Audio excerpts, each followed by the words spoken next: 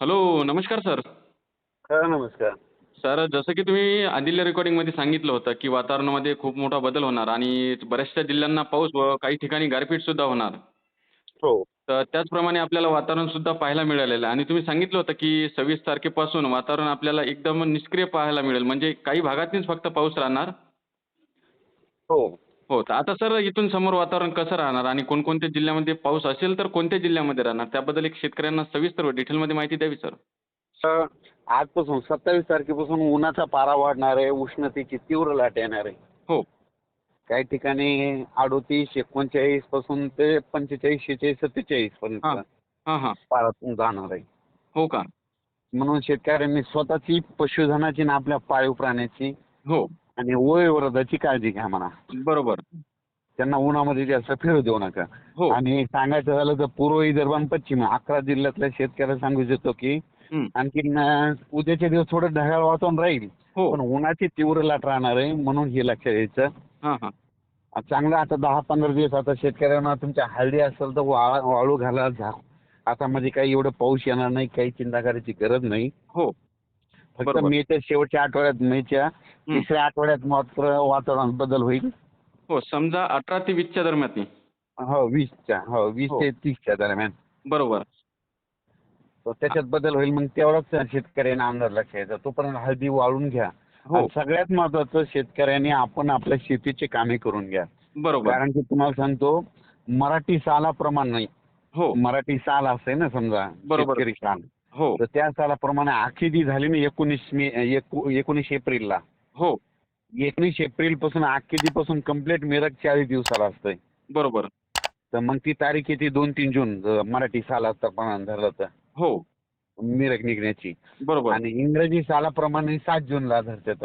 हो. म्हणून इंग्रजी सालाप्रमाणे 41 दिवस पाऊस राहिला बरोबर. आजपासून. आणि हो. मराठी सालाप्रमाणे आजपासून जर धरलं तर कंप्लीट 33 दिवसाला पाऊस येत असतोय. बरोबर आहे. म्हणून शेतकऱ्यांनी काय करायचं, हां. शेतीची कामे करून घ्या. पाऊस यायचं तेव्हा येईल. हो. पण तोपर्यंत ह्या चांगला जूनच्या पर्यंत कामं करून घ्या. हं. कारण की 15 मे ते 30 मेच्या दरम्यान हो. अंदमान बेटावर मान्सून दस्तक देणार आहे. हो का? किती? 15 मे ते 30 मेच्या दरम्यान हो. मान्सून अंदमान बेटावर दस्तक देणार आहे. हां, हां, हां, हां. हो. हो. मात्र मग पावसाळा यंदा लवकर राहणार. हो. हो.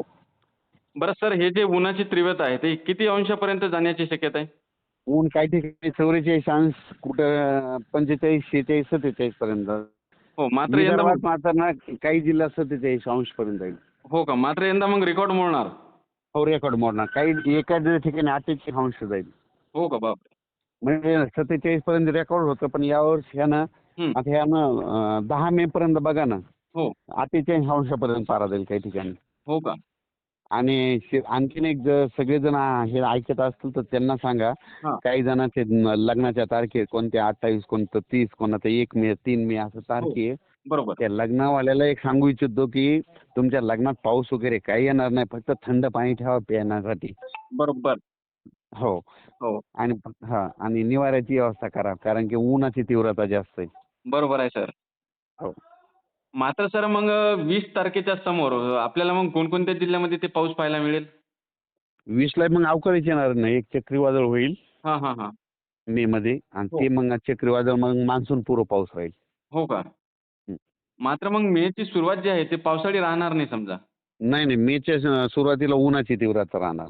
हो आणि 10 दिवसाच्या नंतर मग वातावरणामध्ये पुन्हा बदल होणार का समजा ढगाळ वातावरण येते? थोडं म्हणजे काय होतं असं थोडं ढगाळ वातावरण राहतं. हो. पण एक आहे, ज्या दिवशी उन्हाचा पारा सगळ्यात हायेस्ट जाईल. हो. बरोबर. मग त्याच्यानंतर मात्र परत वातावरणात बदल होते. मग तिथून पुढे एक अवकाळीचं सावट तयार होत असते. हो, हो, हो. म्हणजे ज्या समजा तुम्हाला सांगतो, विदर्भात जर पारा गेला किती समजा अमरावती जिल्हा आहे बरं का समजा, हो, हो. अकोला जिल्हा. तर तिथं जर पाऱ्यानं 38 अंशापर्यंत गेलं, हं. की समजायचं कंप्लीट आता 4-5 दिवसाला तिकडे अवकाळी येणार तिकडल्या भागात. हो का? जर इकडं आपलं नंदुरबार जिल्हा, धुळे जिल्हा, जळगाव आहे, हो, तिकडे जर पाऱ्यानं नीचांक गाठला, हो, म्हणजे उंच गेला समजा हो. 44-46 पर्यंत गेला की समजा तिथं 5-6 दिवसात अवकाळी येणार. हो, बरोबर आहे. ऊन खूप तापलं आणि पारा हायस्ट गेला की बिलकुल अवकाळी येतेच मग हो, त्या जिथं परिसरात. मात्र उष्णतेची लाट जिथं जास्त वाढली तिथं पाऊस येण्याची शक्यता आहे. हो, अवकाळीची सावट येते. हो, अवकाळी सावट आहे. मात्र सर जे चक्रीवादळ बनणार आहे, तर मग ते 18 तारखेच्या जवळपास बनणार आहे का? हो ना. हो का? मग ते काय होईल मग ते एक शेवट मे मध्ये एक अवकाळी येणार आहे ना. हो. तर त्याच्यामध्ये सगळ्यात महत्वाचं कसं असतंय, हं. त्या मेच्या पावसाचं लयच गणित वेगळं आहे. हो, तर जे संत्रा बाग असतात ना लोकांचे संत्र्याचे, हो. जर 10 मे ते 20 मेच्या दरम्यान जर अवकाळी पाऊस पडला हां, हां, हां. तर त्यांचं खूप नुकसान होतंय. हो, बरोबर मग आहे. त्यांना ताण द्यावा का नाही द्यावा त्याच्यामध्ये ते कन्फ्यूज असतील. आणि बरोबर आहे. 20 मेच्या नंतर जर अवकाळी पडला 20 मे ते 1 जूनच्या दरम्यान, हो, मग त्यांना काय सोपं राहते. हो. पण बरोबर आहे. गेल्या वर्षी काय झालं, 13 मेलाच पाऊस आला. हो, मग 13 मेला आला तर त्याच्यामुळे संत्र्याच्या बागाच फुटल्या नाहीत. बरोबर आहे.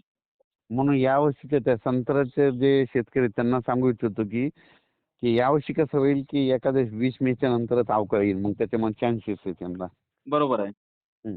तसं तर मी त्यांना परत आपण काय करू पुढच्या अंदाजानं सगळं डिटेल सांगूच ना. पण हो, काय होणार आणखीन एक सांगतो मी अभ्यास करत होतो स्वतः ते घरी. बरोबर.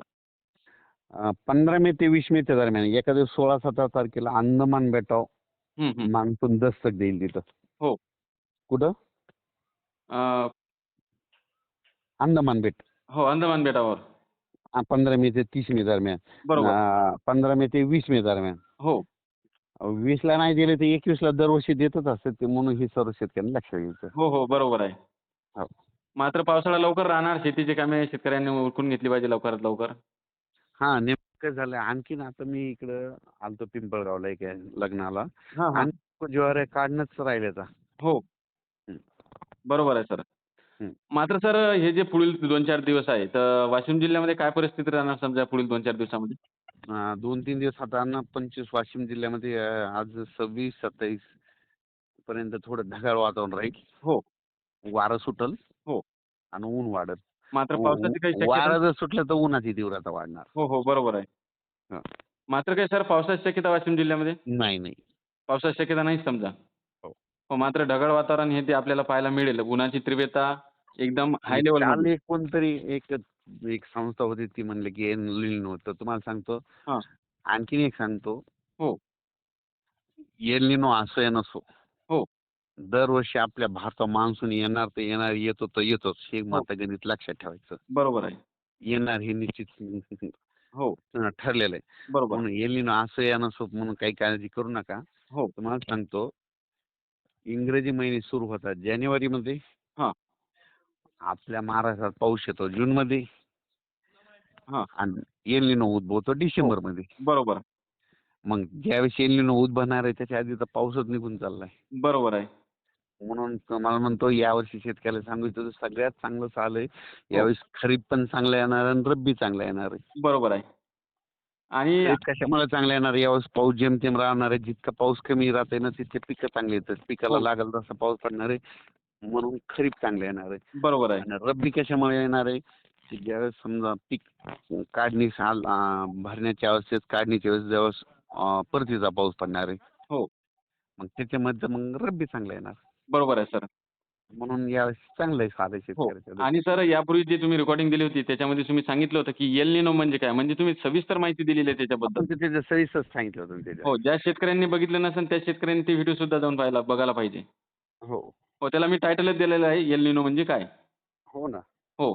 आणि सर मी हं. तुम्हाला एक वाक्य हं. विचारलं होतं मागच्या वेळेस म्हणजे आपल्याला जो जून महिन्याचा सविस्तर अंदाज घ्यायचा आहे, तर ते आपण उद्या आणखी नक्कीच घेऊ. सांगतो ते एल निनोचं मराठीतून काय नाव होते. हो, ते एल निनोचं मराठीतून भाषांतर होते हो. बाळ येशू. बाळ इश्यू बरोबर. बाळ येशू पडण्याचं नाव कारण की एल निनो डिसेंबरमध्ये उद्भवतो हो, आणि डिसेंबरमध्ये ख्रिसमस नाताळ असतो बरोबर. आणि ख्रिसमस नाताळ असल्यामुळं त्याला एल निनो नाव दिलं. बरोबर आहे. ह्या बरोबर आहे अशा सर. गोष्टी आहेत. हो.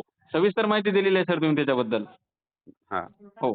मात्र सर आपण जून महिन्याचा जो अंदाज आहे, तो आपण पुढील रेकॉर्डिंगमध्ये नक्कीच घेऊया सर. ठीक.